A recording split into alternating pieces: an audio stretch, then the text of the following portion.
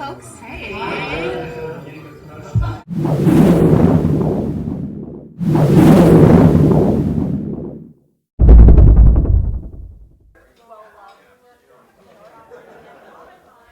Absolutely. It's such a beautiful piece of work, so I actually only started watching it once I got the first audition, and I was really like sucked in. And I remember I was watching it when I was in like my last round of auditions, and I was like preparing, and I was watching a scene, and suddenly it just came out of me. I was like, I don't want to be a part of this. So it just like came out of me because it's so like thrilling to watch, and the story being told so viscerally and so palpably, and just seeing actors give like 110% in every single frame. It's just stunning. So it was like when you get it, you're like, oh god, now I got to do it. So it's been an amazing ride, and it does feel like a lot. Actually, this character is her own entity. She has her own fan base, and now they're like, so you're gonna be okay. Were you aware how eagerly anticipated your character was? I mean, I did some research as I was going through my audition rounds, and I was gleaning that this was quite something. That she was quite an entity. But then you step into it and you really start to write.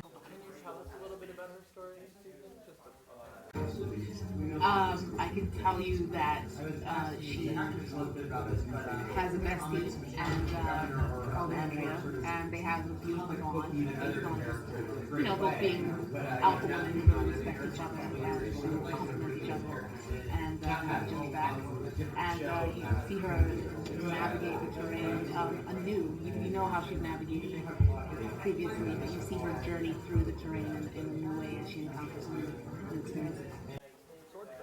Can you speak anything about that? What sort of inspiration did you get from going I was mentioning earlier, I've kind of always wanted to sort of play that sort of character who gets to do stuff and be really, really good at it and be an action figure and kick something and punch something and stuff, So I've always wanted that. So this was awesome to actually be able to step in that and watch some films where you get to see folks doing it, and there's something so beautiful and precise about that woman, and it sort of feeds her life force in such a great way.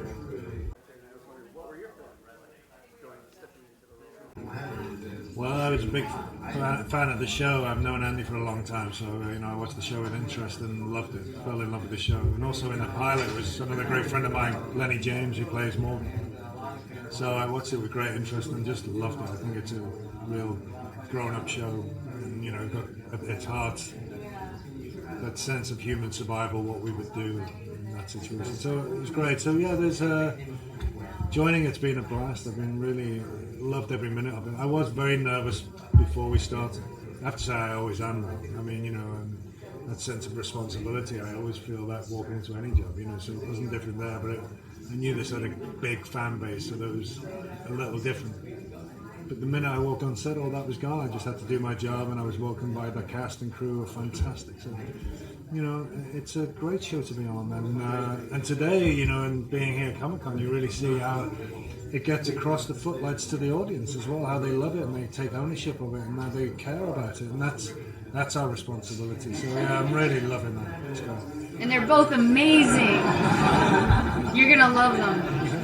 Laurie, can you tell us where Andrea was at the end of season 2? Well, I got separated from the group, as you know, and ran through the woods and fought a few zombies and almost died until this lovely lady decided to save me. And we're going to pick up after that and explore that journey. Obviously, I'm separated from my friends who did not look for me, but we're not even going to go into that in this conversation. No, but seriously, they didn't even leave a note on the card. They could have scratched out Sophia's name, don't you think, on the hood of the car? Okay. I'm a very forgiving person. No, but it's in season 3 you will see these two women, their journey after she saved me in season 2, and it's a very exciting. It's pretty fantastic storytelling.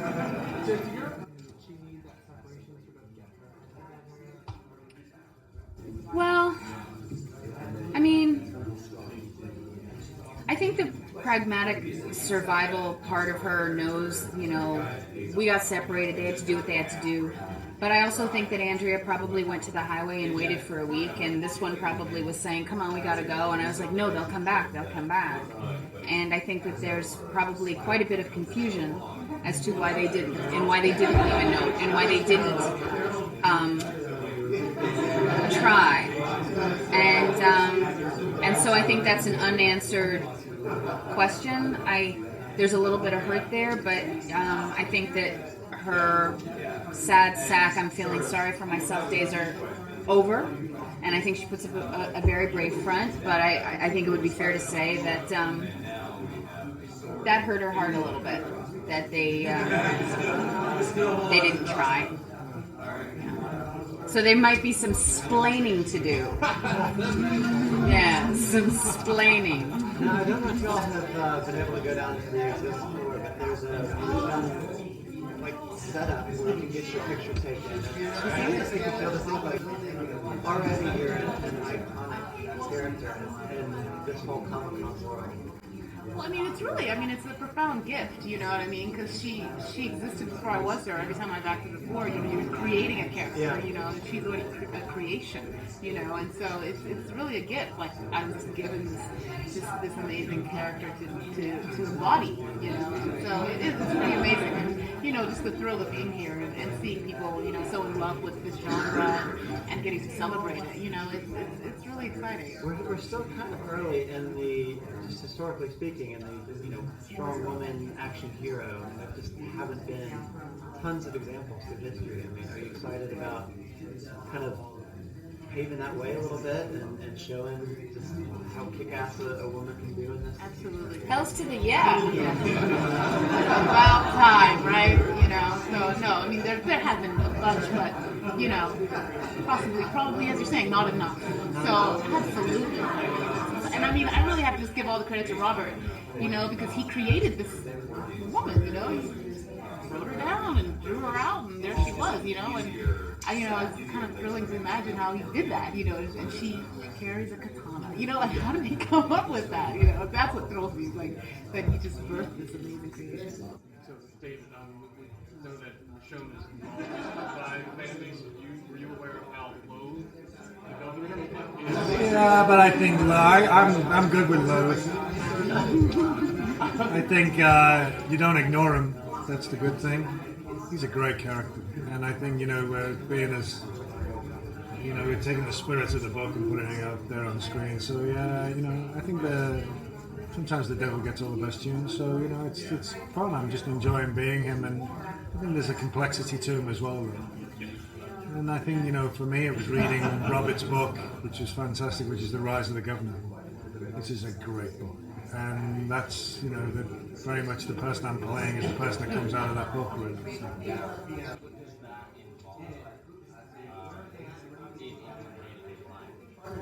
So, it really is about listening to your body, actually.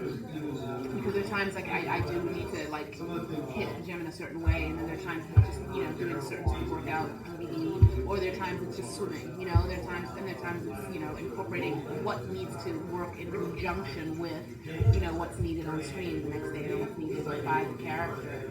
And so it's really about what to do to complement. Sometimes it's just going to my Alexander technique teacher and just having a good night out and adjust it. It's just really listening to what your body needs at that time, because on the day, you can wreck yourself in preparation. So it's really about listening to yourself. And as I was mentioning in the panel earlier, I've learned the beauty of natural vitamin supplements. There are certain ones that are great for muscle strain and joints. There was a time I was like, my knees. I found some stuff that really helped my knees. You guys want a little list at the end? I'd like that list. But our show is it's profound what she does physically. Really, with the sword, because I think that you're tapping into muscles you didn't even know you had. But in general, just with the heat and the overall physicality, you kind of have to be an athlete to be on our show. And every single one of us, I'm a swimmer, I swim every day, but everybody does something, because if you're not physically strong, you just can't we can't do an 18-hour day in 107 degree heat in Georgia. So It's very demanding. it's, challenging and demanding, but everybody's up for it, and it kind of makes exercise fun. And not just demanding for us, I mean demanding for the crew, Yeah. and they go through it all the time, so you're part of that team, really. So it's great. Aside from reading the writing of the governor, was there anything else you did to prepare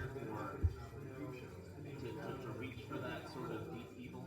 I think for me it was looking at, there's a great, the whole thing about what man has been through in the past and stuff like that. So there's books like this, a book called The Black Death and the Transformation of the West. It's all about the plague in the 1300s, which is a great read and really very prescient to this world that we're living in. There's a book I read called The Things They Carried, which is Tim O'Brien, which is all about Vietnam and the hell that those guys went through and that world. So, human nature, human life of being in a hellish condition. There's a lot of places out there that one can grab hold of for inspiration, And I read a lot of that. 1984, I think, is a great book to read about human psychology and how we sort of suppress people and things like that. So I did a lot of that reading. But the thing I did was read the scripts they delivered to me. That was the best. That was the best thing. That'll help. When they started coming in, and I was like, "This is fantastic." And it's all there. We have a great writing team, and they do all that work for you. As an actor, when you think you'll go and do some research about this, of course you do. But what I've been doing is just discovering that the writers have done a lot of research into this, and that's great. It's only confirming what their work is rather than discovering any holes in it. So it's great. Michael Rooker isn't here. Is he someone the governor, or Merrill and the governor, pals? Well, they're all the things you're going to have to wait to see. That was the one answer I had prepared. Yeah. So, I can't go into that. Is he pushing the fact that you're coming in? It all takes place in Georgia.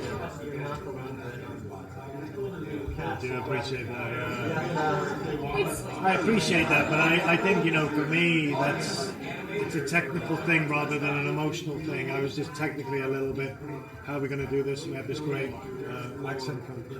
But, I've worked all over the world, and the actors, they tend to look after each other, and so it was really great coming in, and everybody just sort of looked after me, and sort of it's been a lot of solidarity going on from actors, not just what country they come from, but from the acting populace in general.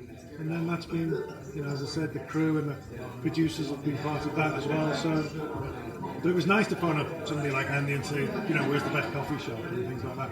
That was good. But apart from that, everything else.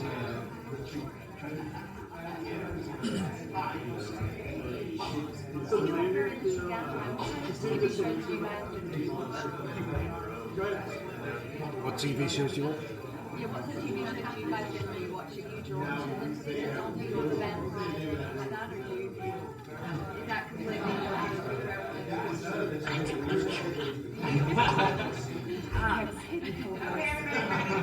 I'm a news junkie. I love CNN. I don't have a lot of time to watch television, and I love the quiet, so I'm not the right person to ask. Children's TV. I just watch a lot of children because I got a little kid, so that's all.